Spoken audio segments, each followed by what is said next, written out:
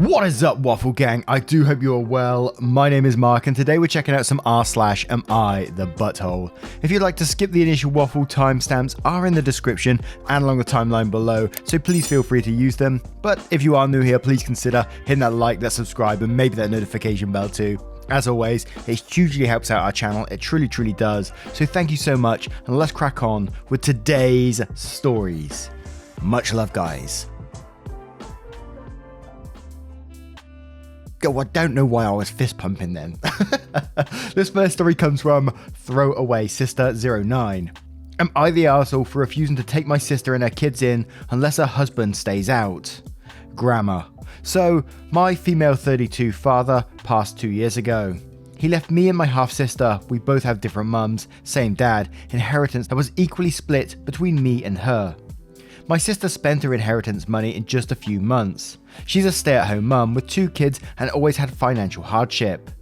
I haven't touched my inheritance money.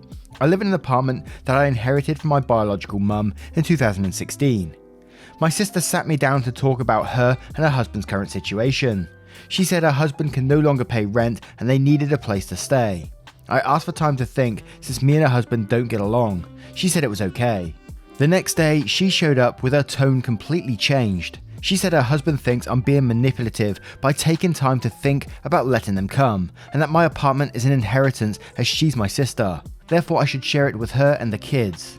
She said her husband also says that if I wasn't going to let my sister share the apartment, then I should give her my half of my dad's inheritance, since it's not fair since my sister doesn't work, has 2 kids, and will soon to be homeless. While I have a paying job, no kids, and a whole apartment to myself. I was speechless. I opened the argument by saying the apartment was from mum and mum never related to my half-sister, so she has no right to her inheritance. Also, she already had half of dad's inheritance, so she can't touch mine just because her husband thinks so. She started crying, telling me to think about my nephews. Again, parroted her husband's words, saying I have 2 options. I either let them move in or give them support money from my inheritance. I said she and the kids can move in, but her husband, no, he's banned from my place. She pitched a fit, saying she can't believe I wanted to keep the kids' father away from them, and I'm the reason they'd be homeless for refusing, but I flipped out and said I'm not, but it's her deadbeat of a husband that she keeps repeating his nasty words instead of holding him accountable for the shitty situation they're in. I told her I won't continue to speak to her since her husband speaks for her. She left after the blow-up. Days later, I discussed this with my stepmom, and she said she couldn't believe I cut contact with my sister, only for asking for help, and that I needed to see her soon and arrange for one of the 2 options to be considered. Reminding me that innocent kids are involved, even if my brother-in-law can be rude to me. But I'm standing my ground on letting him into my place after what he said. Am I the arsehole? My sister is younger than me. She's 26 and her kids are 2 to 5. I love my sister, I have a good relationship with her and the kids and stepmom for years. I don't want to ruin this now. Edit, because I see this question being asked, my stepmom is now living with her family and brother-in-law and has been in no contact with them, so it's unlikely to let them move with them. Edit 2, look, I love my sister and my nephews so much. I treat my nephews as my own kids, and I did help in the past because I know my sister and my nephews are struggling. However, I'm quite upset because of how she talked to me, but I know that it was her husband who was talking to me that day, not her, since she kept repeating his words. Absolutely not the arsehole in this situation, and the husband has the cheek to come back with, you're being manipulative in this situation, and then throwing stuff in your face like their nephews and the inheritance and all this kind of thing. Absolutely not the arsehole, 100% to me. But as always, and I might be wrong going down this road as usual, but I do question what the sister is actually going through with husband. If he's, by trying to manipulate you with the 2 kids and, you know, trying to get your inheritance, trying to get your flat, it just screams that something's going on in the background, that she's so easily manipulated to approach you with this. Someone that you said is like, you can totally see it's the husband through her. It's just ringing bells for me at the moment. But Bailey Blossom says, not the arsehole, do not let them move in and take advantage of you, and do not give up your inheritance. She blew the money, she can get a job. And Mr. Spreadham says, not the arsehole, your sister made her choices. Not working, having children. Her worst choice is that she's letting her husband speak for her. You have what they want, so you are in the right to give options to them. 1, stay but no brother-in-law, or 2, don't come. If the brother-in-law is a half-decent person, he'll send his family to you while he sorts himself out. And Coven Life says not the arsehole and go for option 3, no help. She cannot afford to be a stay-at-home mum and needs to get a job. Why doesn't her mother take her in? And Della says not the arsehole. They said there were only 2 options. They missed the not your problem option. Literally, their financial decisions are their decisions, not your repercussion. Your stepmother can take them in. They can go to a homeless shelter. Stealing your money and taking over your apartment are not options on the table. Yelling at you should automatically equal a door slamming in their faces. If your sister starts parroting the husband, slam the door. They need to deal with their lousy decisions. And now let's move on to the next story. And this next story is from Call Cops Throwaway. Am I the arsehole for calling the cops on my mother-in-law? My mother-in-law has recently divorced my father-in-law and she doesn't have a way to survive. All of her kids and their spouses have been given her money, but she claims it isn't enough. My father-in-law was pretty loaded, so I guess she was permanently used to the rich lifestyle. Recently, my wife invited her over, and while I was preoccupied, she took my ring. This ring was my father's ring, and I cherish this ring a lot. It would be terrible if I lost the ring. I thought I just misplaced it, but I couldn't find it anywhere. The next time my wife had a video call with her mother, I saw the ring in the background. I went straight to my mother-in-law's house and asked my ring back. She tried to play dumb, but I could literally see the ring behind her. She wasn't that tall, so I don't know why she was even trying to hide it. I called the cops when she refused with a detailed description of the ring and promptly left. I don't know what the cops did because I wasn't there, but my in-laws aren't happy. They're pissed off that I handled the situation by calling the cops instead of checking to make sure it was actually the ring, but I know what I saw. I've had the ring for years and I know what it looks like. My in-laws are calling me all kinds of names. Am I the arsehole? Nope, again, 100% not the arsehole. This is one of them ones, she stole from you. She literally stole from you. I know people are in desperate situations every now and then, but it doesn't feel like this is one of those truly desperate situations to me, and she was just literally stealing from you. That I would cut someone out of my life for doing that. If someone stole from me, rather than discuss their situation like an adult and, come up with a plan with someone, to potentially help them out, and they decided to steal from me behind my back, I'd cut that person out. Just simply like that. Although this is screaming for an update because did he get the ring back? Did she give it back? Did the police find it? What happened? And we'll start off with Verdide saying, not the arsehole, go full force. No ring equals no money ever. Never allowed in your home again. Never see grandkids if you have any. Tell your wife she gets it back, or maybe you will consider therapy instead of divorce. Not okay. Go scorched earth. And Ordinary Fish says, did you get it back? Not the arsehole, finally. And Calicop says, I did. And to which Little Cora says, like from the cops or your mother-in-law? Obviously if she had your ring, you're not the arsehole, and she could have avoided the phone call to the cops by giving it back. She brought it on herself. And Real Donut says, not the arsehole, she literally stole from you. And Cat Lur says, not the arsehole, I mean she stole from you. Theft is a crime. Just make sure she never has the chance to access any of your bank account or credit card numbers, just in case. Might want to pull your credit report once in a while too.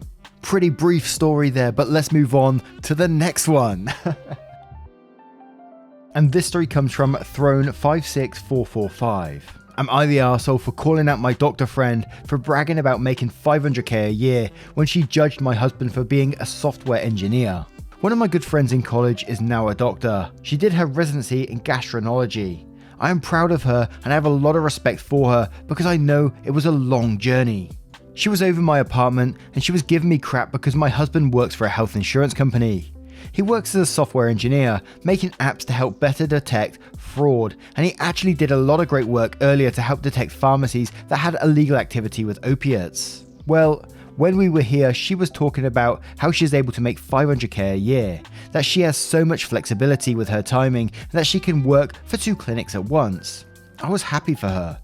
We were talking, and then she brought up that my husband works in insurance and said that's kind of scummy, that it's really bad business profiting of people's sickness. I was like, what? My husband does a lot of good. She then goes on to say that insurance companies are the reason why healthcare is so expensive. I was like, what the fuck? I got angry 5 minutes ago. I was like, okay, you need to stop. You can't brag about making 500k a year, then get mad at my husband for being an engineer, and also pretending that you aren't in it for the money.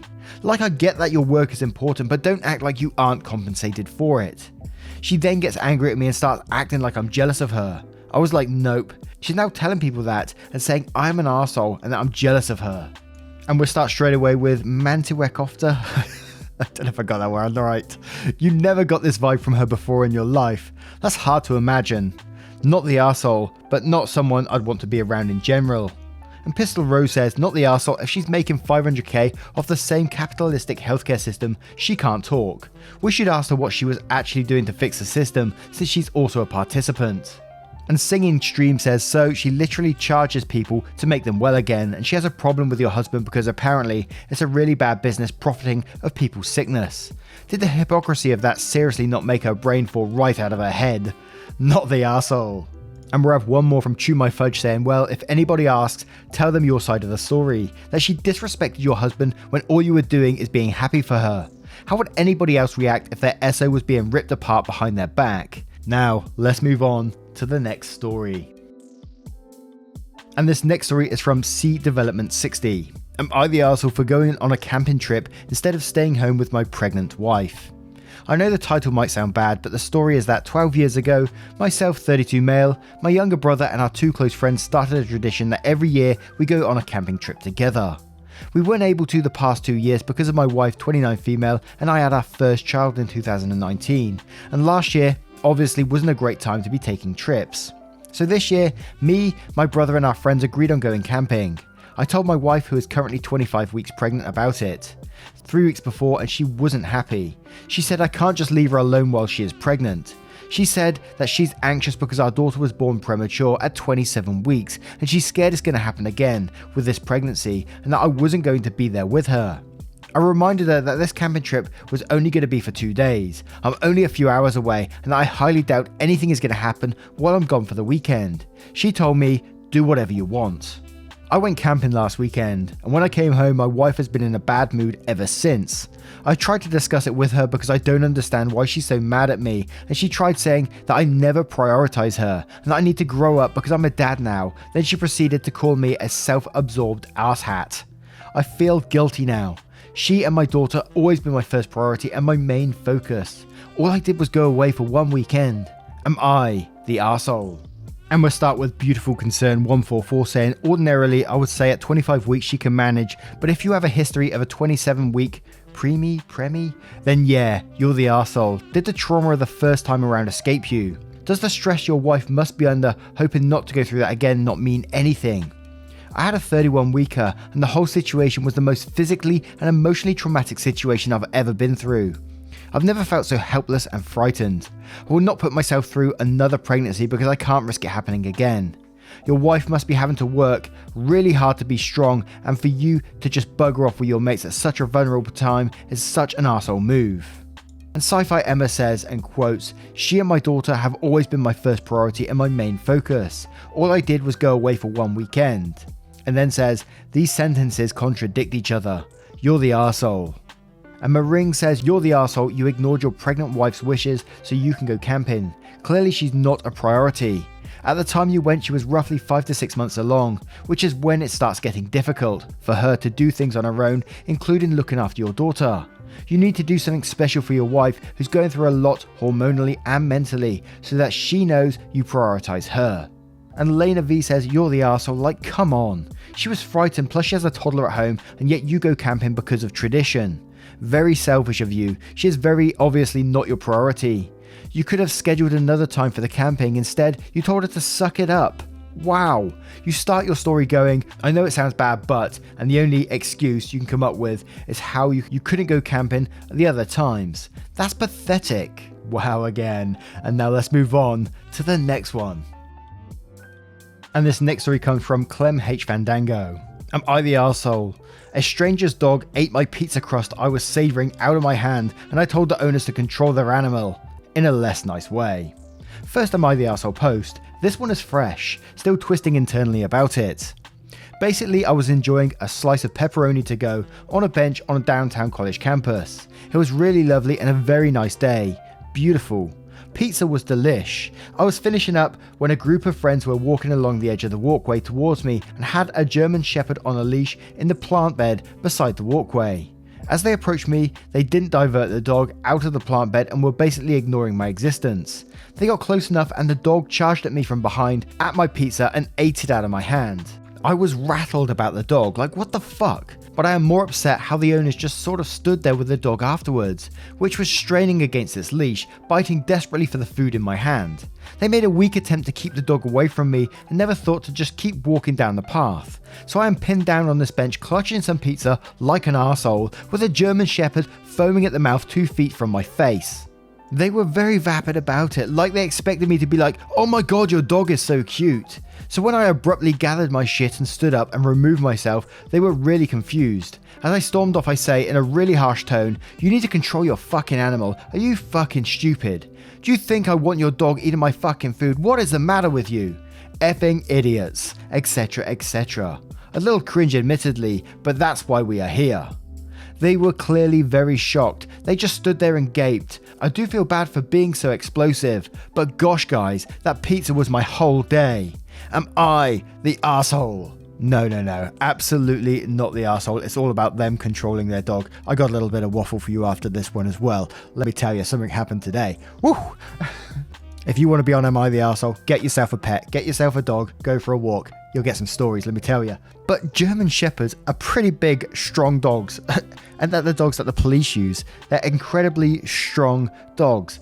And it sounds like the way the dog was just nipping at the food. If you was putting that near your mouth, your face could have got bitten or anything. And imagine if that was a child, it was trying to take it from a child, bit their hand. Anything could happen. It's just incredibly dangerous when people don't control their dogs. And it's so frustrating for the dog as well, because if the dog bites someone, then that dog's going to get put down. And it's not fair on the animal. Not everyone are dog people. Not everyone are pet people. Not everyone wants pets around them all the time. So to just let this pet wander all over the place and ignore this person's existence just like that, it's incredibly dangerous. It gives dogs a bad name, pets in general a bad name, dog owners a bad name, and it's just incredibly dangerous and stupid. It winds me up. And I'm very much a dog person. Don't get me wrong. I'm not saying I hate dogs or anything like that, because I absolutely love dogs. But keeping the dog under control, safe, and people safe around you is the top priority. And that's all there is to it. So we're going to cover some comments now, then I'll give you a little bit of waffle, because that's what you're here for.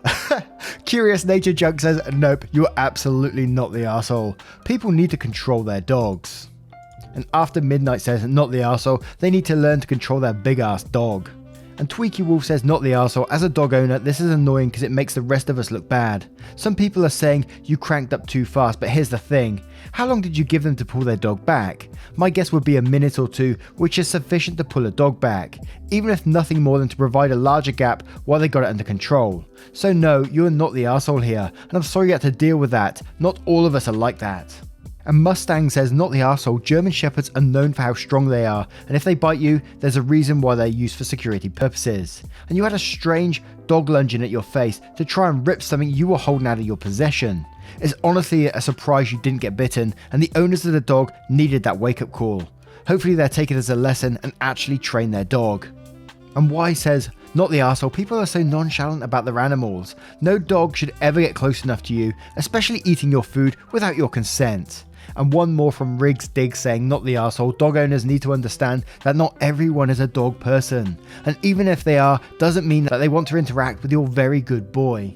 I remember taking my daughters for a walk when they were super little and a huge dog charged upon us, followed eventually by their owners. My girls screaming for bloody murder as this dog was taller than they were and all up in their face. The owners, oh don't worry, he likes kids. Do my daughters get a vote? We have a dog now and my daughters are cool with him because he is actually a great boy, but we keep him controlled on a damn leash. Plus pizza is really fucking good. Too true, pizza is good. But as I said, I had a story that happened, well, it was yesterday, it wasn't today. As I said earlier, it was yesterday. And I was taking, it's like ever since I've got Poppy and I take her for a walk, there's something that nearly happens every day. I mean, I can't tell you a story every day because a lot of them would be repeats of the same thing happening. But it's always people not controlling their dogs, and it's just really frustrated me recently because Poppy is a very, very nervous dog. She's getting used to some other dogs at the moment because we got the fence panel still down at the end of my garden at the moment, and they have dogs and they sniff each other through the fence. So she's slowly getting used to dogs, very slowly. But if a dog runs up to her, she runs in circles and tries to hide behind me and all this kind of thing. I think I explained it before where she got chased off her field by another dog. But just yesterday I went out, usual thing, walking down the path, and just walking away, and I see this person in front of me with this dog, and it was like a spaniel of some sort, so maybe like a medium-sized dog, if you like. Poppy's a very small dog, as you've seen from the pictures. And I see these people about 100 or so meters away from me, and this dog immediately lays on the floor, and I think, oh yeah, here we go, it wants to play or something like that. So I walk to the right and I stand right on the grass away from them, tried to give like an indication to the owner, not interested, you know. This dog's off the lead at this moment, so I'm like, oh great. So I just stand still and the dog slowly starts crawling forward, so I start walking forward, trying to like edge my way past it on the right. Suddenly, as we get closer, the owner's just grinning and going and the dog bolts for Poppy, and it bolts and it's running around in circles for her. Poppy's scared shitless, diving between my feet, and I said, mate, can you get it under control? To which he's still there with a fucking stupid grin on his face, just looking at me.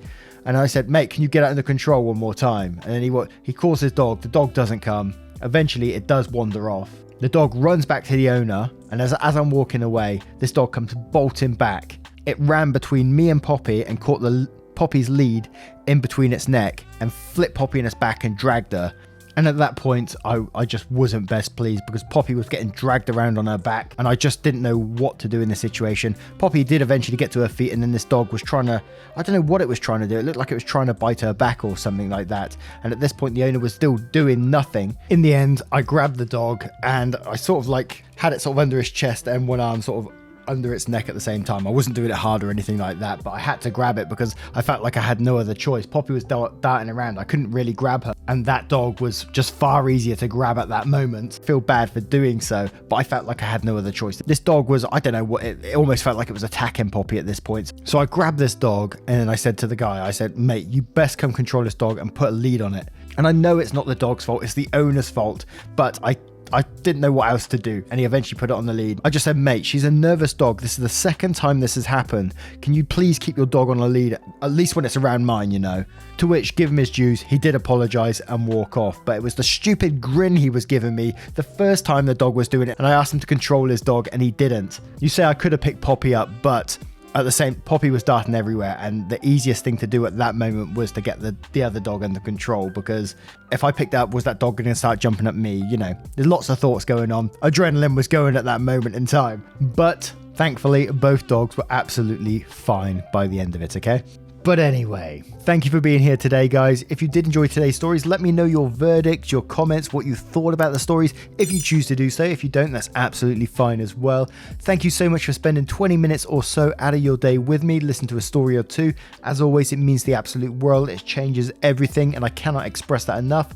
Thank you so much. And if you'd like to support the channel further, you can, but absolutely no pressure to do so by clicking that join button down below for YouTube, or clicking the link in the description for Patreon and joining up there. Thank you so much for your love, support and time, and I will see you in the next one. Take care, guys. Much love.